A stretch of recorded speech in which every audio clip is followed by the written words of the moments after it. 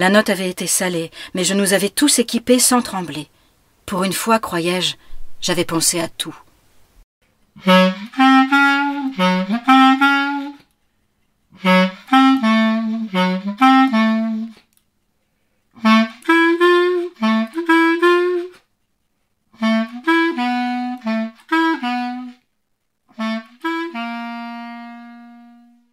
La revue Rue Saint-Ambroise et l'association Rue du Conservatoire vous proposent Au-delà de Flora Bornstein.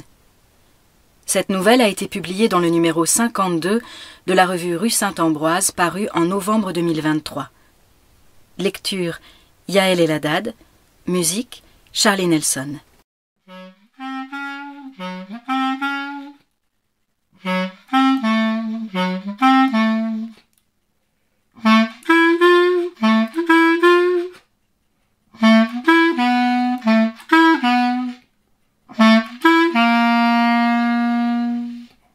Le jour où je me suis enfin sentie prête, je ne lui ai rien dit. Je lui ai dit oui sans rien lui dire. Oui pour devenir mère. Oui avec lui, si positif, si sûr de lui, si résistant. Un père si différent de moi. Justement, oui. Et donc ce voyage que j'avais imaginé faire un jour, sans même me dire que c'était un devoir, maintenant, c'était le moment. Oui, s'il vous plaît, mademoiselle. Je cherche les sous-vêtements chauds. Quand j'avais su qu'un groupe s'organisait pour novembre, je n'avais pas hésité. Je tenais à ce qu'il m'accompagne. Il avait accepté. J'avais aussitôt appelé ma sœur pour la convaincre de partir, elle aussi. Y aller sans elle était impensable. On irait en couple. Suivez-moi, je vais vous montrer. Alors, on a différents modèles. Tenez, celui-là, par exemple, est le plus technique. Bien chaud, mais en même temps respirant. Je ne m'expliquais pas ce qui m'avait poussé là. Venir dans le magasin de sport le plus réputé de la ville pour trouver le meilleur équipement du marché m'avait paru logique. Voilà tout. C'est ce qui compte le plus avec ce genre de sous-vêtements, avait ajouté la vendeuse en caressant la matière. Surtout quand on se dépense beaucoup. Vous êtes plutôt ski de piste ou plutôt randonnée? Oui, enfin, non. C'est pour un séjour en Pologne. Ah, d'accord, je vois. Dans ce cas, on peut partir sur ce modèle-là. Moins technique, moins cher. Non, mais peu importe le prix, je veux ce qu'il y a de plus protecteur. La note avait été salée, mais je nous avais tous équipés sans trembler.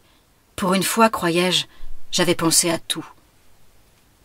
Nous n'étions pas allés à Auschwitz en train, mais en avion puis en car. Une cinquantaine de participants, dont la plupart étaient des têtes familières de la communauté, et le survivant, organisateur du voyage. Mal à l'aise dans ma double couche de vêtements, je m'étais retranchée en moi-même dès le début du trajet, étanche au brouhaha d'un voyage organisé presque comme un autre. Une femme avait pris le micro. Allait-elle chanter? C'était la guide qui commençait ses explications, le temps que le car se gare sur le parking. On l'avait suivie en groupe. Je collais ma sœur. Au loin, je reconnaissais déjà le décor 1000 fois vu et lu. Le portail, l'avertissement, les bâtiments aux briques rouges. Il ne faisait pas froid. Les grands-oncles, avais-je demandé à ma sœur, ils sont restés combien de temps déjà à Auschwitz? Ils ne sont pas arrivés. Ah oui, j'avais oublié, avais-je pensé. Le tour avait commencé dans l'allée centrale. Résistance polonaise. Prisonniers. La guide racontait l'histoire avec un fort accent polonais, et ces airs qui roulaient étaient venus percuter violemment la mienne d'histoire. Celle de ma famille, tant de fois racontée. La violence des pogroms, l'antisémitisme polonais, la fuite vers la France et la suite. Pour le moment, le mot « juif » n'avait pas été prononcé, ça je l'avais bien entendu. J'avais préféré prendre la tangente pour serrer de près le survivant, qui lui était depuis longtemps sorti des rangs. J'étais venue là pour ça, pour marcher dans ses pas. Justement, le témoin fulminait. Ses yeux bleus lançaient des éclairs froids contre la guide. Il ne se gênait pas pour dire tout haut ce qu'il pensait des Polonais d'hier, des guides polonais d'Auschwitz d'aujourd'hui. À chaque fois, c'est la même histoire, disait-il. Il n'avait pas confiance. Rangée à ses côtés, je me glissais dans sa colère. À part ça, et la douceur de la température, je ne ressentais rien. « Les eaux de l'eau, finalement, tu les as mis ?» demandai-je à ma sœur avant d'entrer dans le musée. « Les quoi ? Ah, non, » dit-elle sans plus d'explication. Respirant, murmurai-je face aux pyjamas rayés exposés comme des reliques, aux valises orphelines entassées en montagne, chaussures écrasées, bols rouillés, tout me paraissait mis en scène, pas à sa place, à commencer par moi, ridicule dans mon costume de ski pour grand froid. Quel rôle jouais-je ici? Touriste? Descendante? Juive? Victime? L'océan de lunettes intactes, tordues, amputées, éborgnées, me regardait. Mise à nu. J'aurais voulu disparaître. Indécente, perdue dans le labyrinthe de mes questions sans issue, je n'avais pas retenu grand-chose du musée. Ensuite, avions-nous rejoint Birkenau à pied ou en navette? Qu'avais-je ressenti devant les rails? Le choc du vide m'avait enfin réveillé de ma torpeur égocentrée. L'immensité du rien entre les baraques alignées à perte de vue m'avait frappé à l'estomac, avait atteint ma conscience, révélé l'ampleur du plan et l'étendue du massacre. Suivre le survivant qui, lui, ne semblait pas perdu. Recueillir sa parole avant qu'elle ne s'évapore. Lui lâchait par bribes un puzzle de dates et de faits. Dans une baraque, il avait montré un lit, expliqué comment il s'entassait.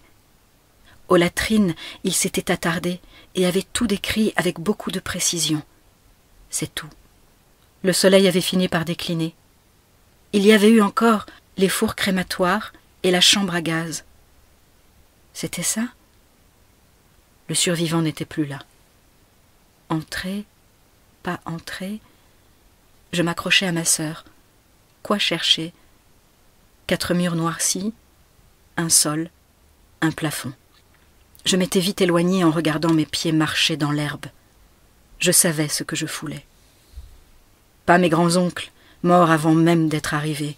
Je leur en voulais presque. Il n'y avait plus rien à voir. On avait regagné le quart. Pendant le trajet vers l'aéroport, un flot de paroles convenues avait été prononcé, comme pour combler le vide entre là-bas et ici. Sans aucun bagage à enregistrer, nous étions pressés de prendre la fuite. Une journée en Pologne, c'était bien assez. Moi, j'étais revenue de ma solitude dans cette éternité quand il m'avait pris la main, au moment du décollage. Chaude, ferme. Je m'étais retournée vers ma sœur, son mari, avant de m'envoler vers notre avenir en lui serrant la main plus fort. Ensuite, que resterait-il de ce voyage? Des sous-vêtements eau de l'eau respirants, pliés dans un placard.